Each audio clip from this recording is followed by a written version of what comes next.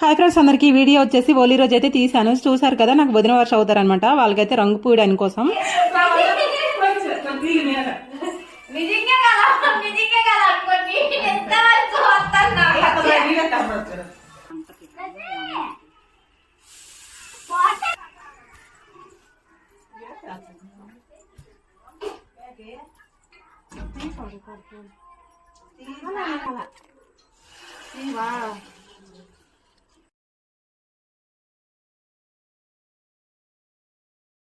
చూసారు కదా ఫ్రెండ్స్, ఊర్లో అయితే హోలీ అయితే ఎవరు ఆడరండి. నేనైతే నార్మల్గా నాకు వదిన వరుస అవుతారు కదా అని చెప్పేసి అలా కలర్లు తీసుకెళ్ళి రాశానమాట.